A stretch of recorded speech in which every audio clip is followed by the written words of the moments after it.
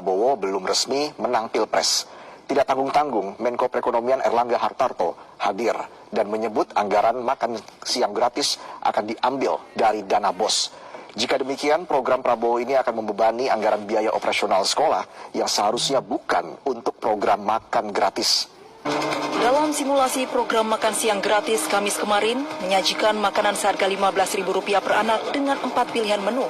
Nasi ayam, nasi semur, gado-gado dan somai yang anggarannya dari pemerintah Kabupaten Tangerang melalui Dinas Pendidikan setempat dan bukan bersumber dari APBN. Anggaran program makan siang gratis andalan Prabowo Gibran ini membutuhkan anggaran yang cukup besar. Setidaknya membutuhkan dukungan fiskal sebesar Rp440 triliun untuk bisa diterapkan di seluruh Indonesia. Menko Perekonomian Erlangga Hartarto mengungkap pembiayaan program makan siang gratis akan bersumber dari dana bantuan operasional sekolah atau BOS.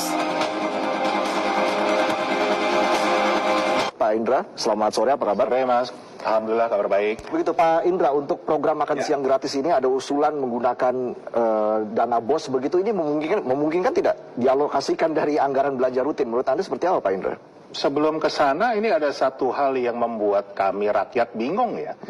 Karena kalau kita bicara etika, ini adalah program salah satu paslon capres-cawapres yang belum ditentukan pemenangnya siapa.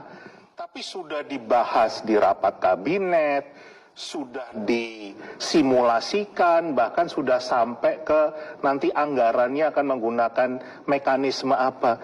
Ini memang apa kita sudah berada di era yang tidak kenal etika lagi? Karena kita belum punya presiden baru. Kenapa kita harus membahas sebuah program dari calon presiden yang belum tentu memang beliau yang akan memenangkan Pilpres kali ini?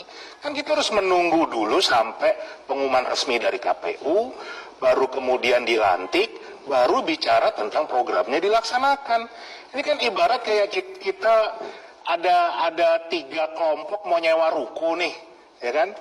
Yang satu mau jualan, bikin kursus, yang satu bikin restoran atau warung, yang satunya bikin warnet misalnya.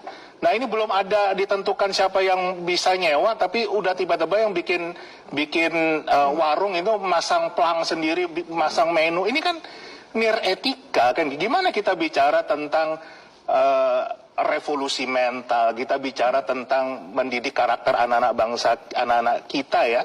Kalau kita tidak memberikan contoh bagaimana etika itu harusnya diterapkan. Kenapa sih harus buru-buru?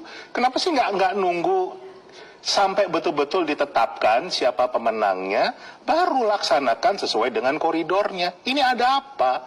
Ada apa kok program ini yang belum tentu memang beliau yang akan bisa menjalankan ini, itu tiba-tiba sudah dibahas, sudah diangkat ke macam, bahkan disimulasikan. Ya. Ini tanda tanya besar. Tapi ada soal apa? simulasi ini sebelumnya sudah dikatakan ya, alasannya adalah karena volunteer dari pejabat daerah. Anda melihatnya seperti apa ya? Loh, itu kan menteri yang datang, menteri di kabinet yang akan berakhir di 2024, bukan menteri yang mulai 2024 sampai 2029. Gitu loh. Jadi ini kita bingung sebetulnya presidennya siapa?